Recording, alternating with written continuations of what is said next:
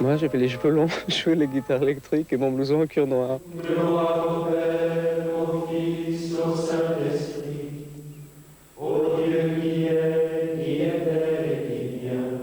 J'avais pas très envie d'être sœur. Je trouvais vraiment que c'était quelque chose de très... J'aimais beaucoup, beaucoup danser, j'aimais beaucoup m'amuser. J'ai passé beaucoup de temps dans la nuit parisienne, mais c'était pour moi le moyen d'atteindre une jeunesse que l'Église ne touchait pas.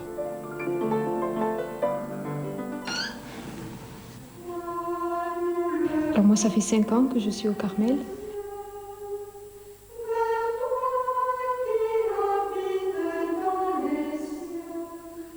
Comment peut-on devenir moine ou carmélite en 1991? Oui, comment peut-on aujourd'hui ne pas se laisser happer par le tourbillon de notre monde matérialiste et choisir de vivre chastement, à l'écart des hommes, dans l'ombre des cloîtres? Les excès provoquent souvent des phénomènes de rejet, et tandis que notre société de consommation suscite toutes sortes de tentations, des jeunes, peut-être par réaction, aspirent au recueillement et à la prière. Il est vrai que si les vocations de prêtres séculiers se font rares, il existe aujourd'hui un réel engouement pour les ordres contemplatifs. Actuellement, en France, 500 monastères, abbayes et couvents hébergent 2000 moines et 8000 moniales. Nos reporters Dominique Agnel et Gérard David ont été admis dans les cloîtres et les carmels. Ils ont partagé l'existence à la fois austère et rayonnante de ceux et de celles qui obéissent à des règles monastiques datant du nom de la rose, et ils vous emmènent maintenant dans le secret des couvents.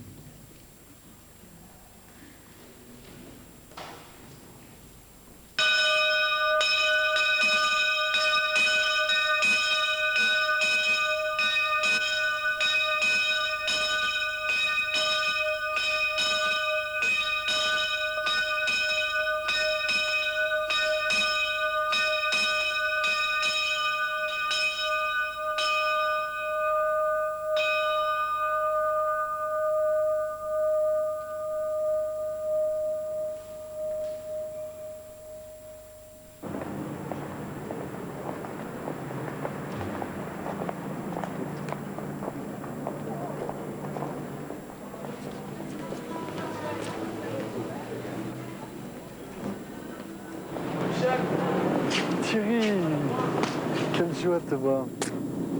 Qu'est-ce que tu deviens? Et toi? Quelle joie. Et vous? Et toi, raconte-nous, toi, si tu deviens. Ben moi, vous savez que j'ai changé un peu de vie quand même, hein? Ça, vous êtes extraordinaire. Je peux pas vous oublier. Ben, faites quelques pas avec moi, ça me fera tellement plaisir. Bien, tu sais que j'ai consacré ma vie un peu à Dieu. Tu le savais, ça? Vous le saviez? Je savais que tu avais les penchants vers la religion. Voilà. Et puis, j'avais beaucoup de peine pour vous quitter, parce que c'est ça qui était pour moi. Michel Zanotti a été pianiste et chanteur pendant 10 ans à Paris. Il est devenu aujourd'hui frère Michel-Marie au couvent dominicain de Bordeaux. Au milieu de Jérusalem, gloire au Père, au Fils, au Saint-Esprit, comme il était au commencement, maintenant et toujours, dans les siècles des siècles. Amen. Il en coûte au Seigneur de voir mourir les siens. Ne suis-je pas, Seigneur, ton serviteur? Je peux dire que depuis l'âge de 8 ans, c'est un désir persistant de servir Dieu qui ne m'a jamais quitté. Au milieu de mes faiblesses, au milieu de mon péché, au milieu de tout ce qui a composé ma vie, ce désir a persisté. Et aujourd'hui, je suis là, je suis dominicain depuis 2 ans, et c'est ma joie d'être dans cet ordre.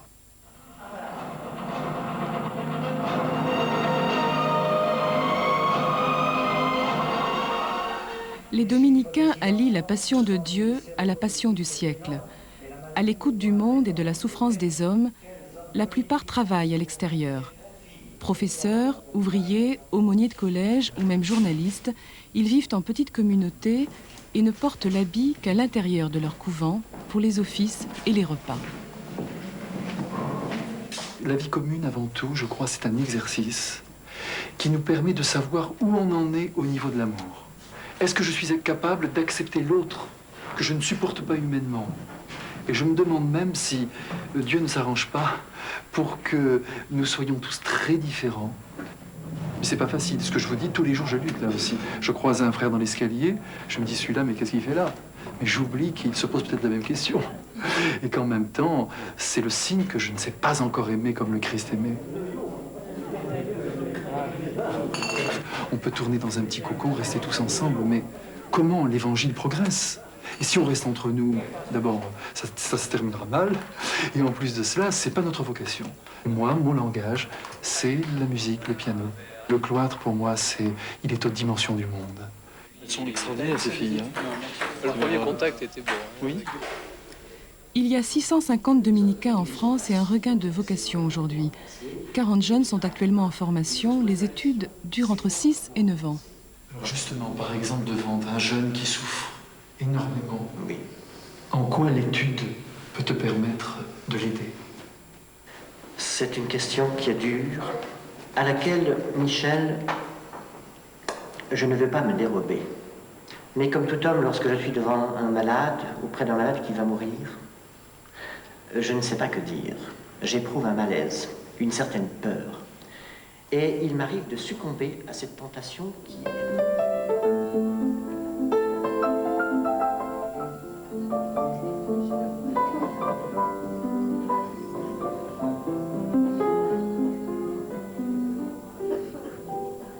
Choisir un ami, ce n'est pas seulement regarder vers ses yeux. Choisir un ami, ce n'est pas simplement rêver de lui. Vouloir son bien et contempler son cœur qui s'ouvre pour demain. Vouloir son bien, vivre le jour main dans la main. Michel, c'est pas contradictoire d'être religieux dominicain et de venir chanter ici dans un bar des Halles? Pas du tout, je ne crois pas. Parce que Dieu est amoureux de ce bar, comme il est amoureux de tous les gens qui ont été ici ce soir.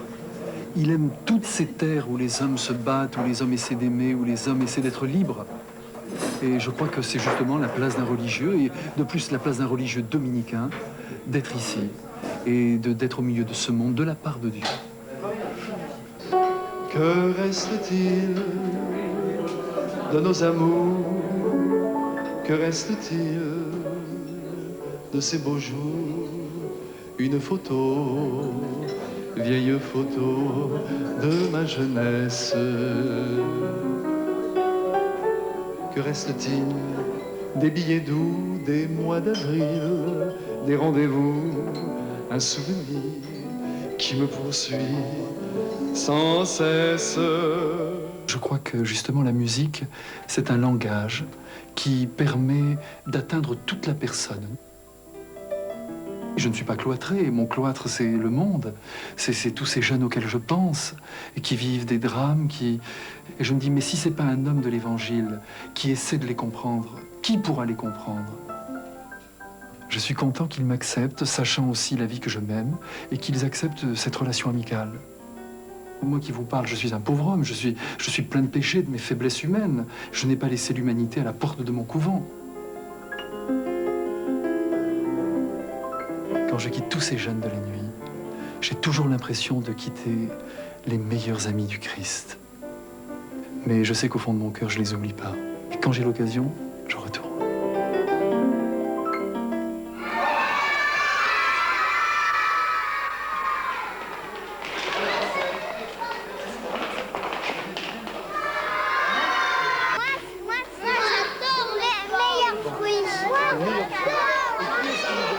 Qu'est-ce qui nous donne les pommes?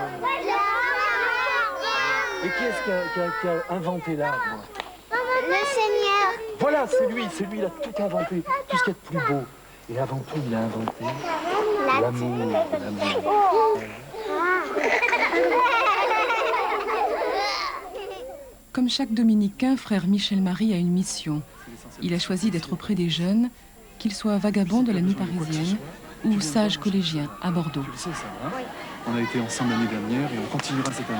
D'accord. Bon, Annabelle, bon courage. Merci. Bon, à bientôt, hein? Bon.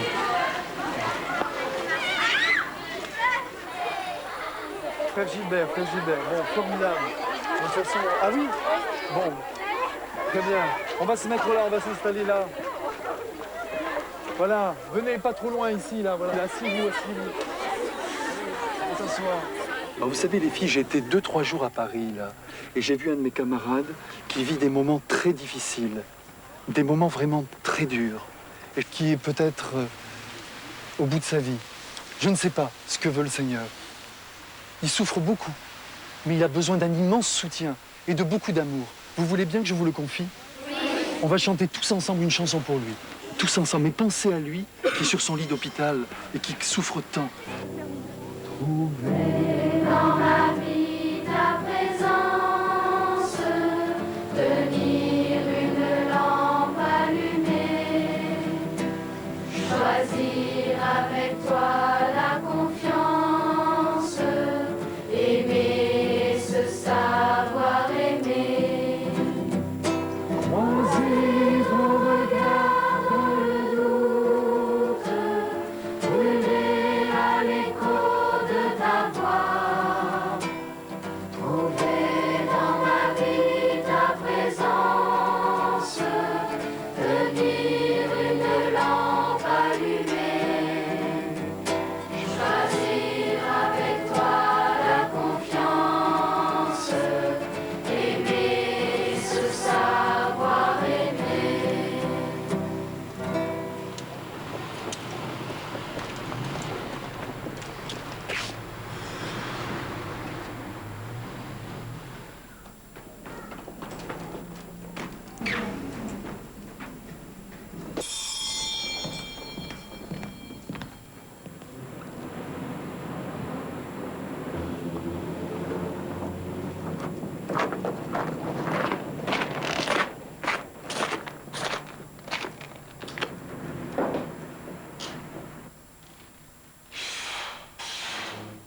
Je n'ai jamais vécu une grande histoire d'amour qui m'aurait perturbé et m'aurait fait entrer au couvent. Lorsque je rencontre quelqu'un, même je vous l'avoue parfois, j'ai une profonde attraction pour telle ou telle personne. Si j'avais la possibilité de pouvoir faire l'amour avec telle ou telle personne, à mon gré, c'est ce que je chercherais avant tout. Et cette femme que je croise, je me dirais, mais dans le fond, piégeons-la. Alors que je ne suis pas fait pour ça. Je suis fait pour essayer très modestement de lui montrer qu'on peut aimer par-delà le point de vue du désir. Je vous avoue que très souvent, le soir, lorsque le couvent est endormi, j'aime venir ici dans notre église et puis me recueillir devant ce bas-relief qui représente Saint-Dominique. Je me demande ce que fait le monde à l'heure où je prie, où j'essaie de prier. Je me dis, Seigneur, je semble inactif, mais Dominique m'aide quand même à comprendre qu'il ne faut pas se lasser dans la prière, qu'il faut persévérer, et que cette énergie qui est dégagée permet au monde de se porter mieux. Tu sais, les tonalités entre les hommes et les femmes, des fois, c'est pas les mêmes. On chante pas sur le même ton. On peut avoir des tons qui s'accordent.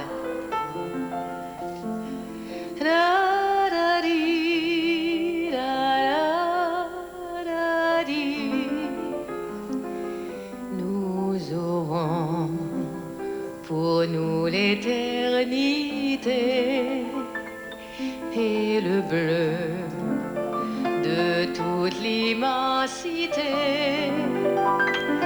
Dans le ciel, plus de problèmes. Dieu réunit ceux qui s'aiment.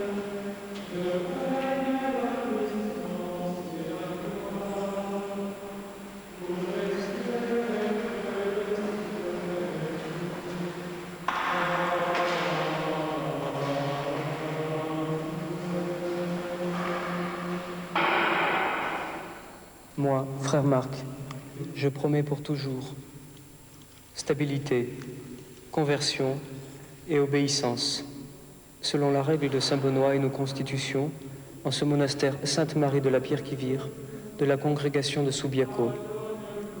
Et je signe cet acte, qui fait foi de mon engagement, en l'an 1990, de la naissance de notre Seigneur, le 30 septembre.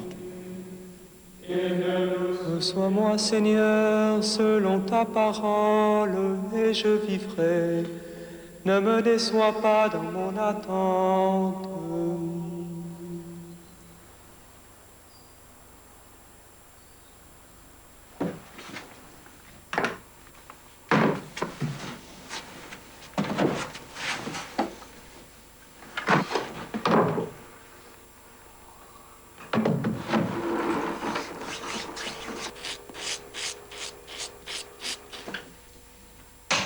Donc j'ai joué de la guitare électrique dans un groupe rock. Je m'appelais Didier et on m'appelait ici Frère Marc. Parce que, bon, voilà, on change de nom, on rentre en monastère. J'ai travaillé toute mon adolescence chez Michelin, Clermont-Ferrand. J'avais une grande passion avec une fille. Puis tout ça s'est tout cassé la gueule d'un coup. J'étais paumé. À ce moment-là, il y a quelqu'un qui m'a aidé, et qui était chrétien et je ne le savais pas. Pour moi, ça a beaucoup changé ma vie.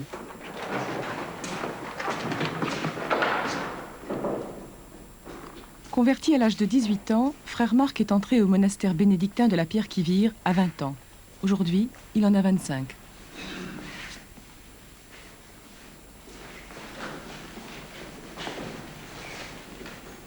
En France, 750 moines bénédictins sont répartis en 3 congrégations et 18 monastères.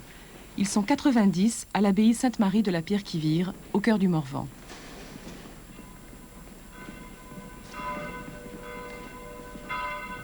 Parmi eux, des polytechniciens, des centraliens, des informaticiens, des ouvriers, des étudiants.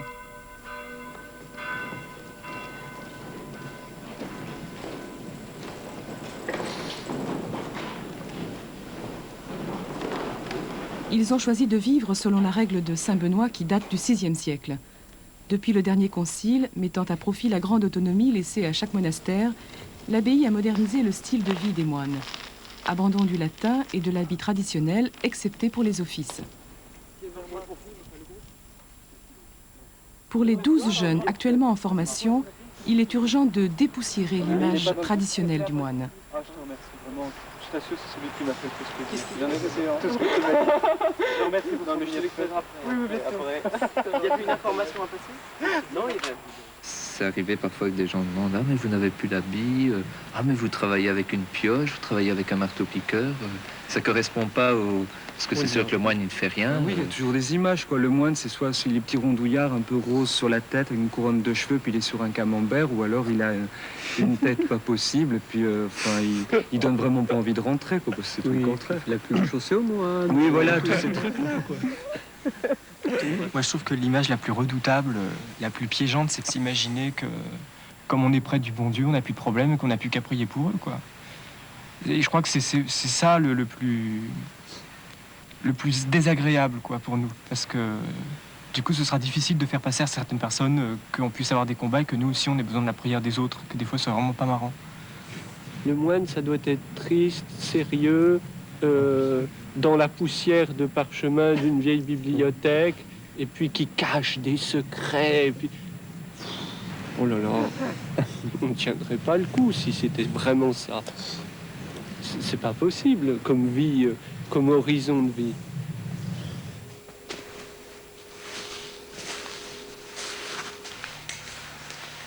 Les gens se disent toujours, bah, ils vivent une vie pépère finalement. Mais si tu demandes à ces mêmes personnes, vous êtes capable de rester 1 heure en silence?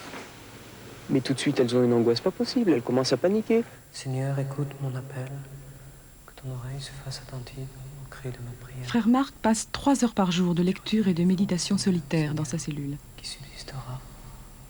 Mais près de toi se trouve le pardon pour que l'homme te craigne. J'espère le Seigneur de toute mon âme. Je l'espère et j'attends sa parole. Mon âme attend le Le monastère, c'est un lieu de où on retrouve des mécanismes qui sont ceux de l'enfermement, comme dans la prison, et qui ramènent à des expériences très souterraines de la psychologie, très profondes, des expériences d'enfants. Et il faut arriver à passer avec ça, il faut arriver à vivre avec. C'est pas donné immédiatement. Il paraît, parce que moi j'ai que 50 vies monastiques, ça met des tas d'années à se guérir. Frère Marc est électricien. Les moines doivent travailler 5 heures par jour dans les ateliers de l'abbaye. Ils ne vivent pas de dons, mais de leur travail.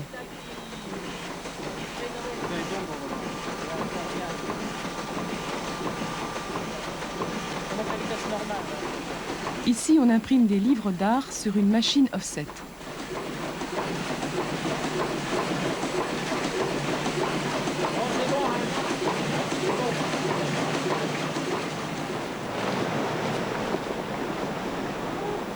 Au pied de l'abbaye, une mini-centrale hydroélectrique.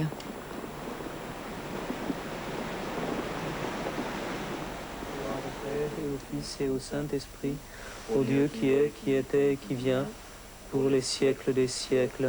Amen.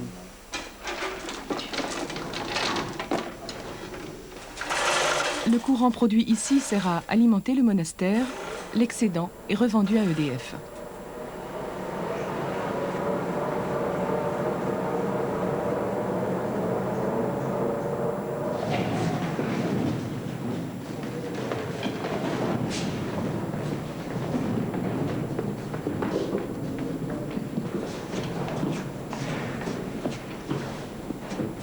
À l'intérieur de la clôture, c'est le silence absolu. Les moines communiquent entre eux par écrit et à l'aide du tableau d'affichage.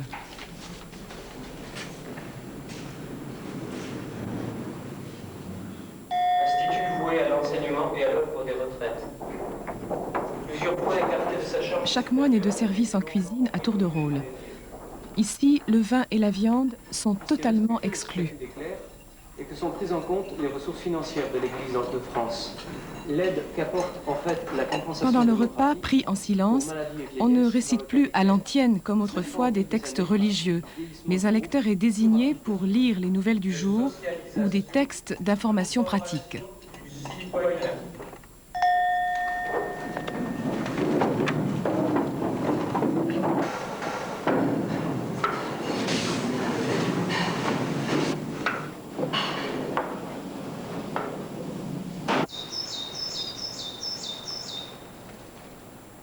Je sais pas si je suis heureux. Il me semble que je suis dans mon chemin. Sur un chemin qui me semble juste.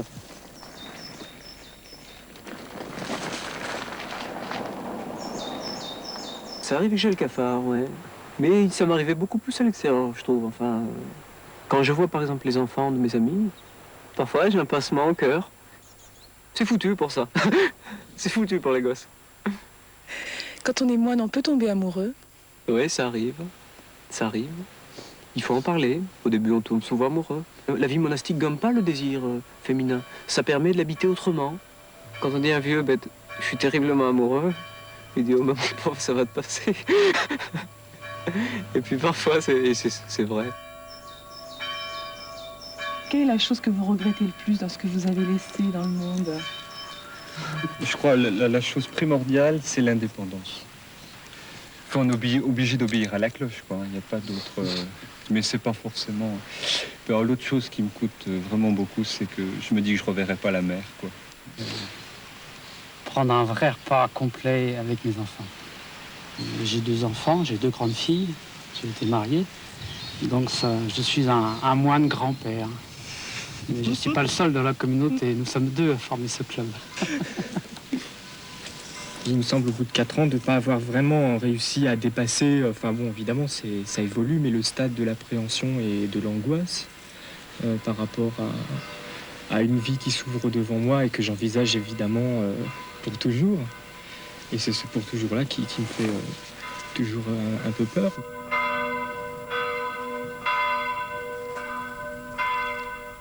Un jeune qui entre dans un monastère bénédictin sait qu'il n'en ressortira jamais. On exige 5 ans de réflexion et de formation avant l'engagement définitif. Le vœu de stabilité signifie que le moine ne peut changer de monastère.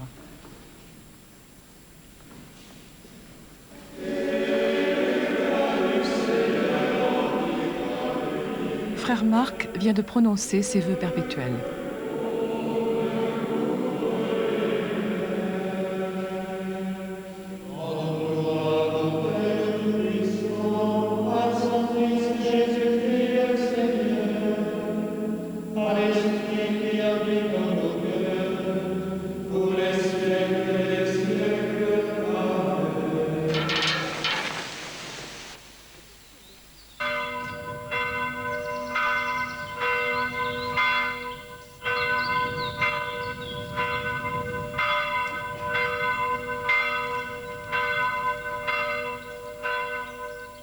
Je crois que je mourrai ici. Je viens pour mourir avec mes frères, oui.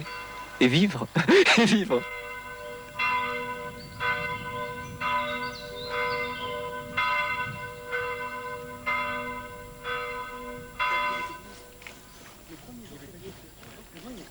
Le 15 août. Et il fêtait en même temps les soins. Ici, au monastère de Rimont, en Bourgogne, il n'y a pas de clôture. Créée en 1975 par un dominicain, le père Philippe, la communauté Saint-Jean compte aujourd'hui 250 moines et depuis peu 80 religieuses provisoirement hébergées dans une aile du monastère. C'était pourtant il y a 20 ans, 25 ans. Ouais, mes frères Jean-Marie aussi, il aime bien les hiboux, mais... Ah, mais ça, c'est... C'est pas une chouette, c'est un hibou. C'est un hibou, un moyen duc. Un moyen duc. La moyenne d'âge est de 28 ans. Sœur Karine est autrichienne. Elle est entrée à 19 ans.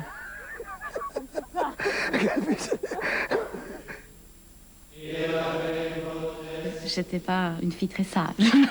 Je sortais beaucoup, j'aimais beaucoup m'amuser. Et voilà, et je faisais pas grand-chose. Je voulais aller en France pour apprendre le français un peu. Si je suis partie, c'était justement parce que je voulais réfléchir un peu sur ma vie. J'avais 19 ans, je me suis dit, il faut quand même... Je peux quand même pas continuer de vivre comme ça toute ma vie. C'est-à-dire comme ça, c'est-à-dire que d'une façon très extérieure, j'étais très coquette, j'étais très portée sur l'extérieur, sur tout ce qui pouvait me procurer du plaisir, voilà. Quand je suis arrivée ici, tout le monde me disait « Oh, il faut t'habiller autrement, c'est pas possible, c'est un couvent ». J'étais très coquette, en mini-jupe et en jean un peu bizarre, et tout un tas de choses un peu bizarres, voilà. Notre Père qui es aux cieux, que ton nom soit sanctifié, que ton règne vienne, que ta volonté soit faite. Je trouvais tellement fascinant qu'il y avait des jeunes qui pouvaient rester 2 heures devant le Saint-Sacrement sans bouger. Et j'ai essayé, et c'est vrai, c'était extraordinaire. Et on peut très difficilement expliquer. Mais en tous les cas, ça m'a vraiment donné beaucoup de paix. Et du coup, j'ai dit, je reste encore un peu. Et finalement, je suis rentrée. Je voulais me marier avec un homme très riche. Je voulais beaucoup voyager. Et je voulais beaucoup d'enfants, surtout. Ça a été dur de renoncer à tout ça? Non, d'une certaine façon, oui. Il y a des choses qui sont dures. Mais de l'autre côté, on a tellement de choses. Je suis tellement heureuse, vous voyez, qu'on ne peut pas dire que j'ai tellement laissé de choses, vous voyez? Parce que quand vous êtes heureux, quand vous êtes amoureux d'un homme qui est l'homme le plus merveilleux du monde, eh ben vous le suivrez partout où il ira sans vous poser trop de questions, ce que vous laissez. Et pour moi, c'est un peu ça. Au début, j'ai trouvé très dur. Je me suis dit, ah non, je veux pas. C'était juste l'idée d'être sœur qui m'était dure. Ma vie avec, ma vie avec Dieu, moi, j'ai trouvé merveilleux. Je découvre des choses extraordinaires tous les jours.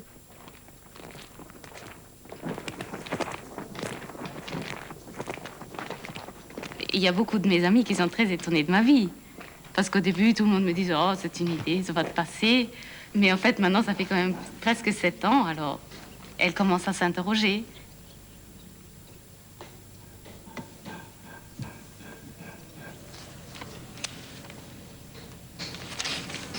C'est un peu dur parfois parce que partout où vous allez, tout le monde vous regarde. Ou même, il y a des gens qui plus facilement vous rejettent. Ça arrive aussi. Et ça, c'est pas facile, parce que parfois, on aimerait bien être comme les autres. Mais enfin, je sais pas, moi, je suis tellement heureuse d'être ce que je suis que j'aime mon habit, voilà. Qu'est-ce qui vous manque le plus aujourd'hui?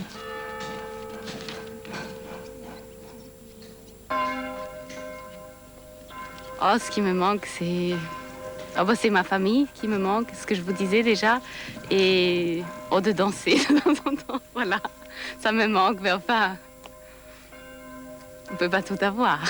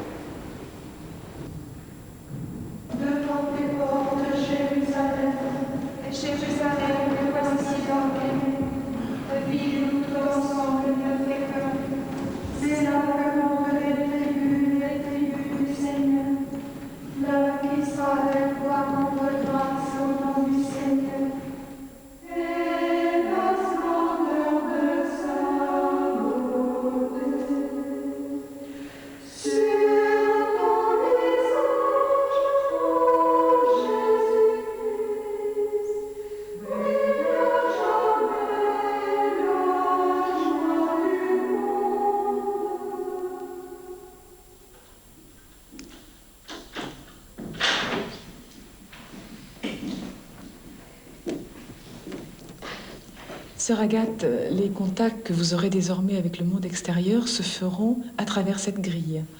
Oui. Ce n'est pas le plus important pour nous. Cela fait beaucoup d'effet pour ceux qui viennent, mais c'est un signe de notre vie retirée au désert, qui est une réalité quand même de séparation du monde. C'est le Seigneur qui nous y a appelés. Et c'est sûr qu'au début, ça a été difficile, mais ça n'empêche pas d'avoir des contacts approfondis avec les autres. Hein. Oui. Il y a des personnes qui disent à la fin, on ne voit plus les grilles. Et vous, vous êtes là depuis combien de temps? Alors moi, ça fait 5 ans que je suis au Carmel. Vous avez quel âge? J'ai 25 ans et je viens de m'engager définitivement. C'est-à-dire que vous allez rester ici, dans ce Carmel, jusqu'à votre mort? Si le Seigneur le veut bien. Vous êtes prête à cela? Oh oui, c'est ce que je veux, oui.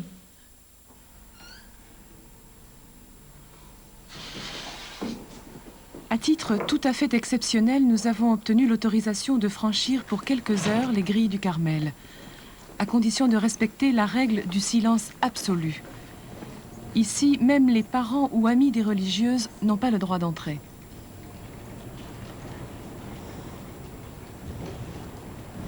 Le nombre des carmélites est limité à 21 dans chacun des 114 carmels de France.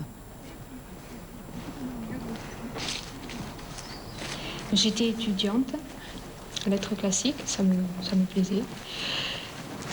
Mais le Seigneur m'a appelée assez tôt. Et alors quand j'ai compris que c'était au Carmel qu'il m'appelait, je ne me suis même pas vraiment posé de questions. Pour moi, c'est une rencontre, un amour, ça vous tombe dessus. Et puis voilà, c'est un coup de foudre qui a l'avantage de se prolonger.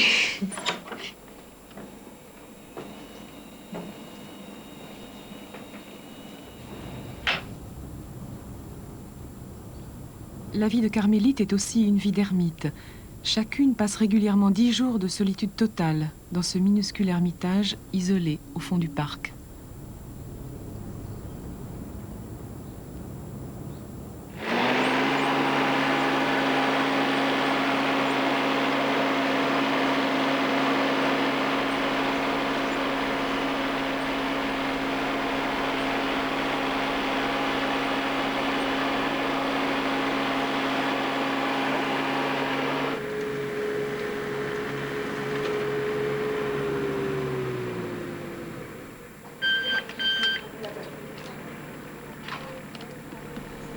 Oui. Alors d'accord, eh bien vous le passez maintenant, hein, au 31. Merci bien. Les carmélites travaillent quelques heures par jour pour subvenir à leurs besoins. Travaux agricoles, reliures, couture, broderie. C'est aussi le seul moment où elles ont le droit de rompre le silence. C'est très beau de vivre ensemble, justement, avec plusieurs âges. On va de 86 ans à 25 ans. Bon, c'est la même vie qui nous fait vibrer. C'est pas de la poésie, là. Mais si, moi, je trouve que c'est... Ah bon, c'est un contemporain de Charlemagne. Non, c'est du jardin, hein. En fait, je ne sais pas. Ah, c'est des produits frais. Ça m'étonnerait, comme parce qu'elles sont bien petites. Ah.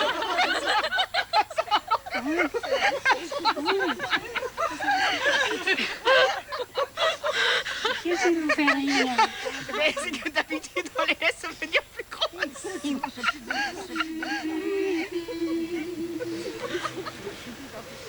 Donne-moi la peine, donne-moi la joie. Mon Dieu, que m'importe, que veux-tu de moi? Oh oui, j'accepte tout, moi que j'aime, tu me suffis. C'est pas deux fois tu me suffis, il me semble. Ah bon? Ouais. Alors qu'est-ce que c'est? Mon bien-aimé. Ah, c'est ça, voilà.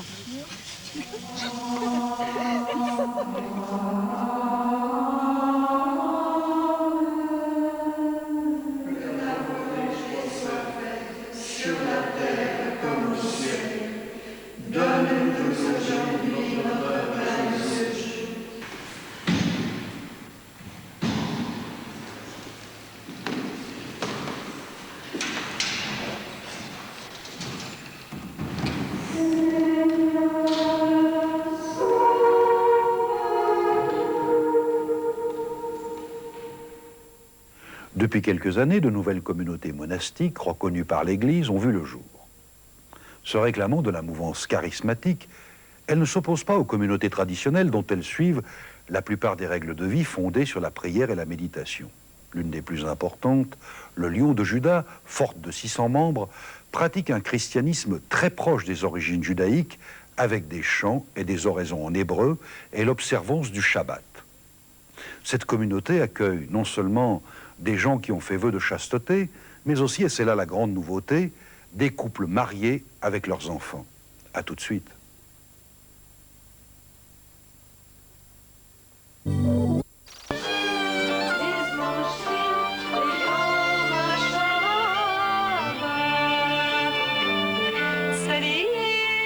Le Lion de Juda s'est développé en 15 ans d'une façon spectaculaire. 600 membres et une quarantaine de maisons en France et à l'étranger. Révolutionnaire, cette communauté accueille ensemble couples mariés et religieux célibataires. Elle réhabilite les racines judaïques du christianisme. Si elle dérange les conservateurs, elle représente pour ceux qui aspirent à un renouveau une chance pour l'Église.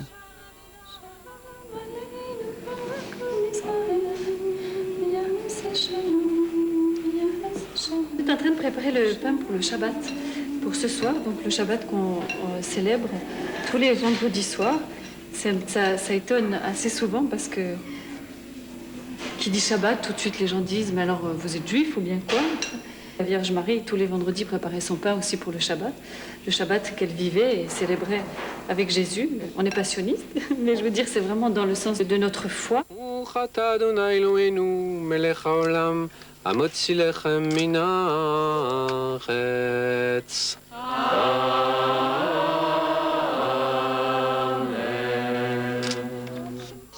שלום עליכם, מלאכי השרת, מלאכי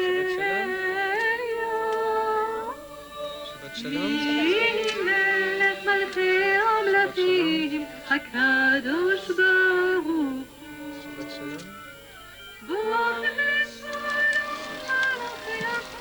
Shema Yisrael, Adonai Eloheinu Adonai Echad.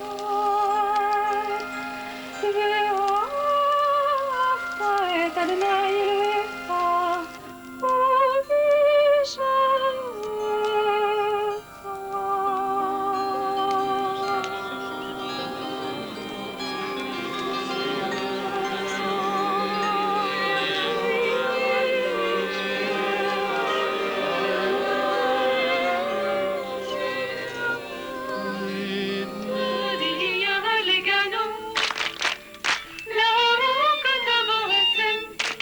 La soirée du Shabbat se termine par une fête. Les prières et les chants sont en hébreu.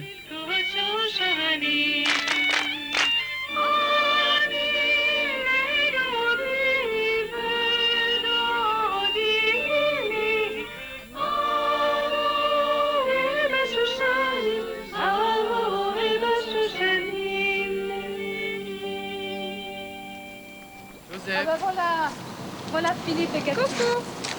Ils ont fait des tunnels aussi. Tu as fait des tunnels aussi? Oh bah dis donc. Alors voilà. Ils sont tous là? Ils sont tous là. Joseph n'a pas du tout dormi à la sieste, mais enfin bon. Ah ouais, Joseph. Il n'a pas l'air trop fatigué. On s'est mariés ici à la communauté il y a 4 ans. Aujourd'hui, on a, j'allais dire 2 enfants, oui presque. On a un petit garçon qui a 3 ans et on en attend un deuxième pour le mois de février. Et si on nous avait dit qu'on vivrait un jour comme ça en communauté, on n'aurait jamais cru les gens. On ne se serait pas cru soi-même. C'est le domaine tout à fait de l'impossible. Pourquoi quelle vie vous meniez à cette époque-là? Bon, on avait la vie des étudiants d'aujourd'hui, quoi. La boîte, le cinéma, les choses comme ça. Et absolument pas. Bon, la foi, c'était la foi du dimanche, parce qu'on a été élevé dans une famille chrétienne. On était très, très ambitieux et Oui, c'est ça. très carriéristes. On a fait tous les deux les mêmes études. C'était des études de langue appliquée. Et on se serait débrouillé pour gagner beaucoup d'argent. C'était le but recherché à l'époque. Oui.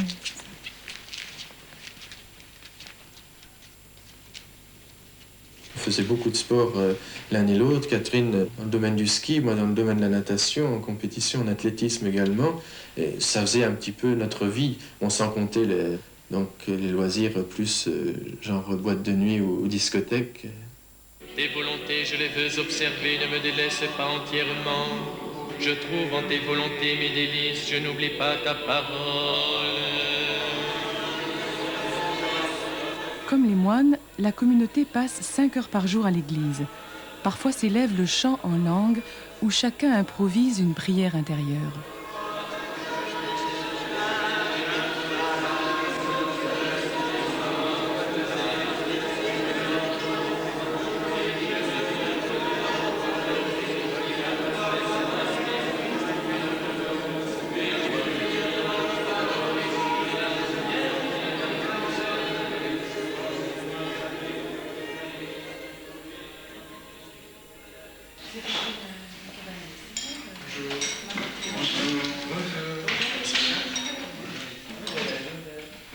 À Nouan-le-Fuselier, nous sommes une trentaine, 33, je crois. Il y a 6 couples, une dizaine d'enfants, et puis des célibataires. Nous vivons sous le même toit comme les moines lémoniales. Nous avons un rythme de prière, un rythme liturgique régulier avec les offices plusieurs fois par jour. Nous avons les repas en commun. Et nous avons aussi le partage intégral de nos revenus, de nos ressources. Je vais faire un modèle de croix. Avec les punaises chaudes.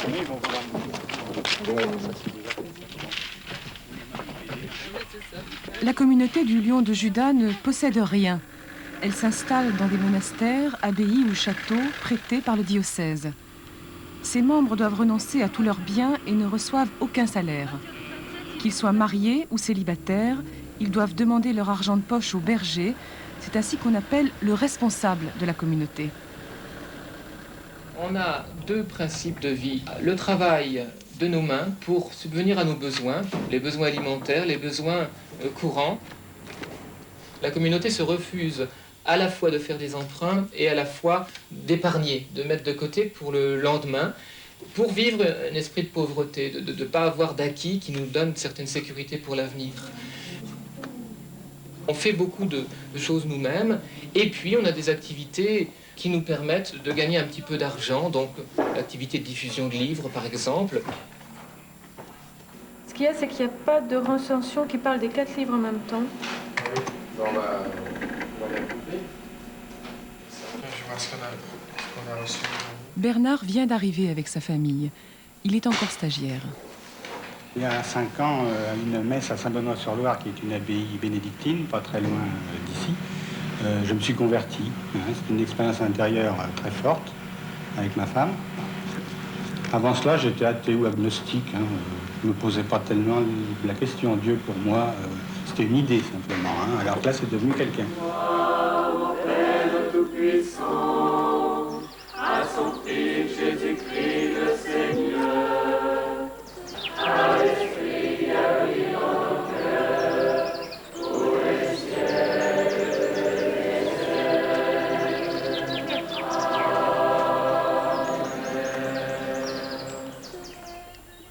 Le 2 juillet 1990, la communauté inaugurait son église, construite grâce à des dons privés, en présence de l'évêque de Blois.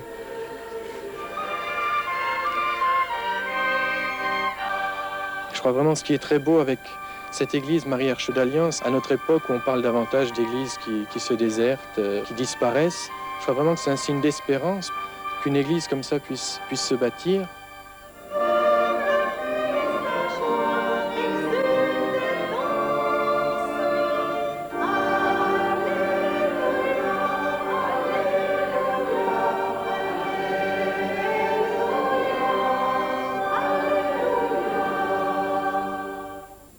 Cette église, nous l'avons bâtie en 10 mois à peine. Et c'est vraiment une joie pour nous que de pouvoir bâtir à l'image des bâtisseurs des cathédrales au Moyen-Âge, de pouvoir participer nous-mêmes à l'édification de l'église.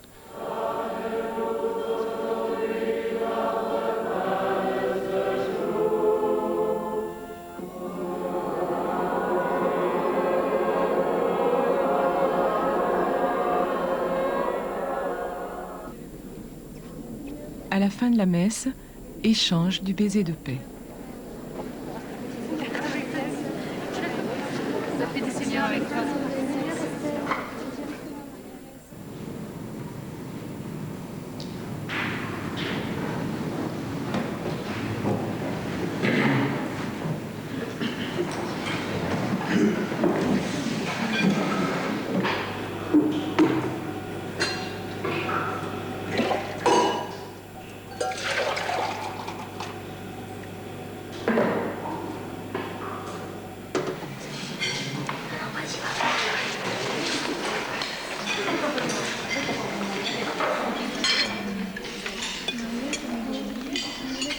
Les repas sont vécus comme un moment de communion et c'est le berger qui impose le silence ou autorise la discussion à table.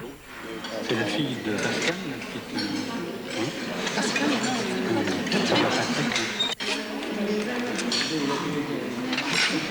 Je voudrais vous poser une petite question. Quand on arrive ici, on a vraiment l'impression d'une grande joie de vivre, que tout le monde respire le bonheur, que c'est extraordinaire. Mais au fond, est-ce que vous n'avez pas peur de passer pour une secte? La définition d'une secte est le regroupement de personnes qui confessent la même doctrine. Et à l'origine, enfin, j'espère que je dis pas d'hérésie, mais au début... Oh là là. Le début de l'Église, on parlait de secte. Les chrétiens étaient une secte. C'est difficile comme réponse hein, à donner. Qu'est-ce qu'on peut donner comme réponse? Enfin... Une secte, en général, c'est quelque chose qui vit en communauté, en autarcie, c'est-à-dire avec son propre gourou, avec sa vie propre. Et nous, on est quand même rattachés à l'Église, rattachés au diocèse, rattachés à l'évêque du lieu, donc on ne peut pas être considéré comme secte. On n'a pas un propre gourou, on n'a pas un propre chef, donc on ne peut pas être considéré comme une secte. On est rattaché à un corps qui est l'Église. Sœur Véronique, c'est pas difficile et compliqué quelquefois de vivre aux côtés de couples mariés et d'enfants? Cette coexistence d'une vie de famille vous voulez dire que vous avez... Pour moi, ça me manquerait des choses comme ça? Peut-être. Ah oui, non, non pour l'instant, j'ai vraiment cette grâce parce que ça me manque pas du tout. Et même à chaque garde, parce que vous savez, on a donc des tours de garde, et après chaque garde, pratiquement, vraiment, je rends grâce parce que ça me fait plaisir d'être avec les enfants et en même temps, vraiment, ça me manque pas de ne pas en avoir.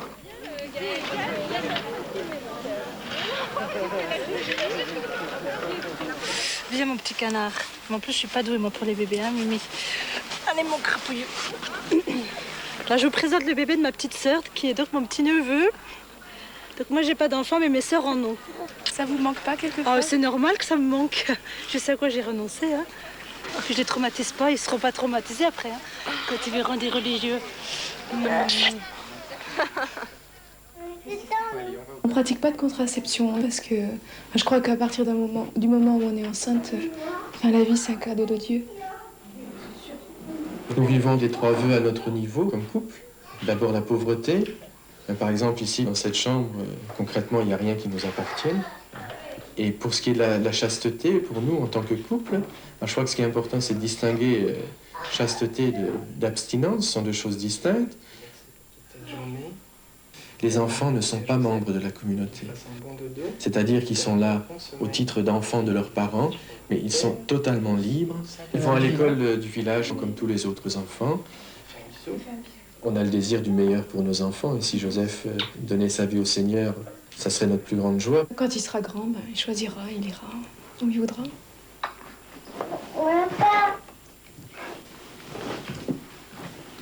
Bonne nuit. La communauté accueille à Nouan-le-Fuselier 6000 retraitants par an, dont une majorité de jeunes. La plupart sont bouleversés par cet échange spirituel. Et la prière de guérison qui termine la retraite est vécue comme une rencontre avec Dieu.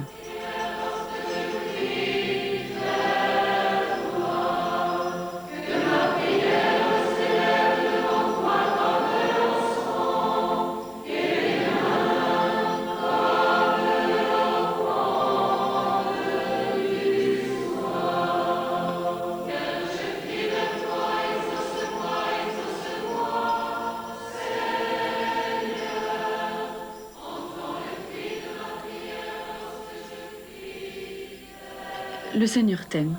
Cet amour que peut-être tu n'as pas vécu quand tu étais enfant, quand tu étais adolescent, eh bien voilà, le Seigneur est là et vraiment vient te le donner aujourd'hui.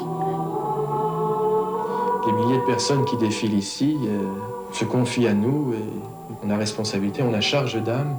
Je crois qu'on ressent en eux exactement ce qu'on vivait avant, parce qu'on est passé exactement par les mêmes chutes, par les mêmes combats, par les mêmes blessures. La communauté est en bien des endroits un peu comme un hôpital spirituel dans lesquels les gens qui sont un peu malades de toutes sortes de maladies de la société actuelle viennent trouver quelque chose. Le plus beau des cadeaux, c'est de voir que quand on prie pour quelqu'un, que ça lui change. Je crois que c'est le plus beau des cadeaux de voir qu'en fait, on sert à quelque chose. C'est beau.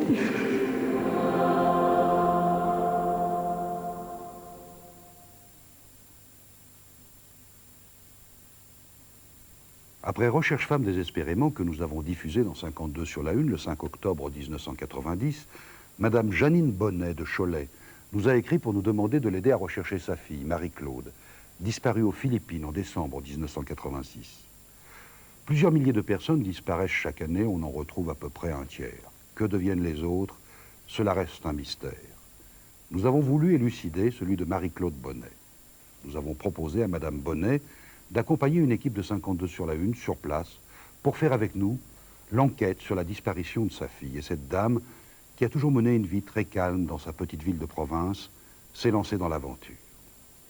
Elle a pris avec nos reporters l'avion pour Manille, puis aux Philippines, elle a suivi la trace de Marie-Claude. Elle sait que l'espoir de la retrouver est infime, mais elle ne veut plus vivre dans l'attente et l'incertitude. Ses pas vont la conduire dans des quartiers louches, des endroits malfamés, des zones où rôdent encore des pirates et des lieux infestés par la guérilla. D'une île à l'autre, elle s'approchera de l'endroit où l'on a vu sa fille pour la dernière fois. Ne manquez pas de suivre le courageux voyage de Madame Bonnet, intitulé « Enquête sur une disparition » dans notre prochain 52 sur la Une. Bonsoir.